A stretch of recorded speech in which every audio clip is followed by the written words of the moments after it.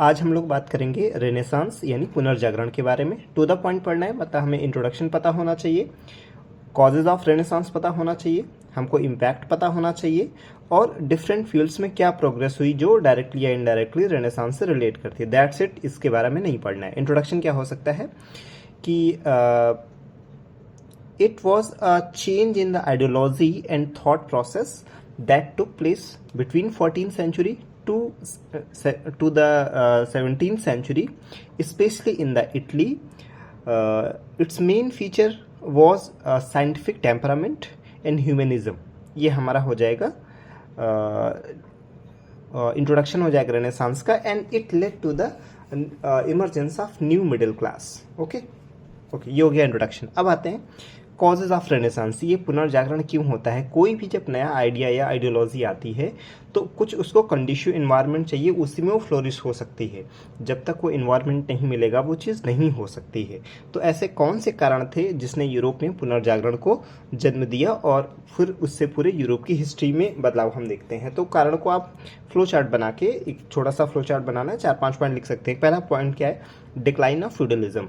जो क्या बोलते हैं हिंदी में फ्यूडल को, क्या बोलते हैं, सामंतवाद का अंत। ओके, सामंतवाद का अंत जो होता है तो एक टिपिकल की जो क्लोज जो सोसाइटी होती है वो उसका एंड हो गया। तो यहाँ पे नए विचारों को पनपने का मौका मिलता है। दूसरा आता है ग्रोथ ऑफ ट्रेड। आप देखते हैं कि जब ट्रेड होता है तो वहाँ पे जब ट्रेड होता है तो ट्रेड में गुड्स एंड सर्विसेज दोनों होते हैं। तो सर्विसेज में आपके हर तरह के सर्विसेज आ जाती हैं, जिसमें आपके इंटेलेक्चुअल जो आपका लेबर होता है, जो इंटेलेक्चुअल लेबर है, उसको भी कहीं ना कहीं कस्टमर मिलता है। तो इससे जहाँ भी ग्रोथ ऑफ ट्रेड होगा वहाँ आइडियाज़ का बहुत एक्सचेंज होता है। तो आप ये भी देखते हो कि ग्रोथ ऑफ ट्रेड है। तीसरा है जियोग्राफिकल डिस्कवरीज। जब नई भौगोलिक खोजें होती हैं तो नए आइडियाज़, आप नए लोगों से मिलते हो, नए कल्चर से मिलते हो, जिससे कहीं ना कहीं आपका रेनेसांस को बढ़ावा मिलता है। एक और कारण है emergence of scientific temperament and knowledge. जितना वैज्ञानिक दृष्टिकोण पनपता है इससे भी पुनर्जागरण को बल मिलता है। तो ये हमारे हो गए कॉजेज ऑफ रेनेसांस। अब आते हैं कि इम्पैक्ट ऑफ रेनेसांस क्या था, यानी कि जो पुनर्जागरण उसका प्रभाव क्या हुआ। तो पहला तो आप जो रेनेसांस का प्रभाव देखते हैं वो it led to the cultural and intellectual movement that began in Italy in 14th century and spread throughout Europe। ठीक। दूसरा हम देख सकते हैं कि ह्यूमनिस्टिक वर्ल्ड व्यू।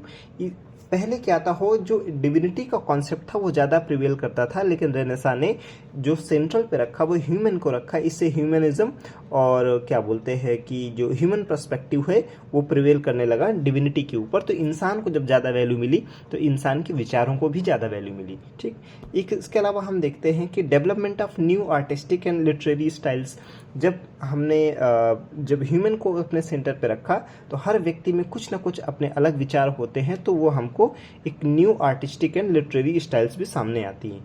और it worked as a catalyst for the scientific revolution and further for the industrial revolution. जो वैज्ञानिक दृष्टिकोण होता है उसने डिस्कवरीज को, इन्वेंशन, इनोवेशन को जन्म दिया, जिसने न केवल इंडस्ट्रियल रिवोल्यूशन के लिए बेस तैयार किया बल्कि उसके लिए उत्प्रेरक का कार्य भी किया। ये हमारा हो गया इम्पैक्ट ऑफ रेनेसांस। अब हम देख लेते हैं कि रेनेसांस के कारण डिफरेंट फील्ड्स में क्या क्या आप प्रोग्रेस देखते हो। तो उसका एक पॉइंट हो सकता है, जैसे हमने कहा ह्यूमनिज्म, कि the emphasis on rational thoughts and science boosted humanism.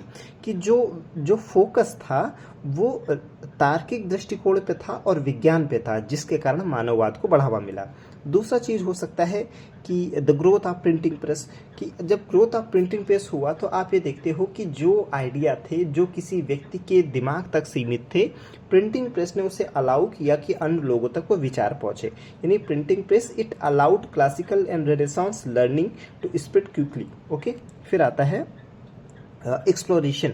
यानी जो रेनेसां है उसने क्या किया, इसने डिस्कवरी एंड न्यू जो कॉन्टिनेंट है उनकी डिस्कवरीज का उसने मार्ग प्रशस्त किया, जो कि अब इंसान को अपने जो थॉट्स है, अपने जो बिलीफ है उन पे बहुत ज़्यादा उसको कॉन्फिडेंस आया, तो वो अब दुनिया को एक्सप्लोर करने के लिए बाहर निकलता है। फिर एक हम और चीज़ देखते हैं कि it also promoted the industrial revolution. ठीक है ना।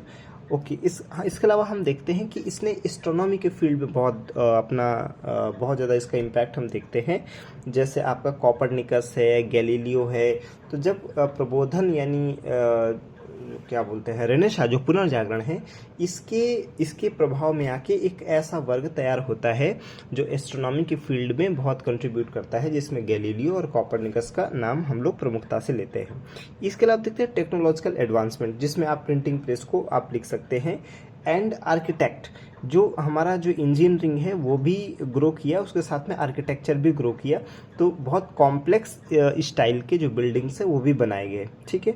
म्यूज़िक, हम देखते हैं कि जो रेनेसां होता है उसने न्यू फॉर्म ऑफ म्यूज़िक को भी प्रमोट किया। तो ऐसा हमारा इंट्रोडक्शन हो गया, कॉजेज हो गए, इम्पैक्ट हो गए और डिफरेंट फील्ड में हमारा प्रोग्रेस हो गया। यही हमारा कॉन्स्टिट्यूट करता है अगर कोई क्वेश्चन रेनेसां से आता है। कंक्लूजन क्या हो सकता है कि renaissance movement was characterised by a renewed interest in classical knowledge, humanism, artistic innovation and scientific exploration which had profound impact on various aspects of human civilization. That's it.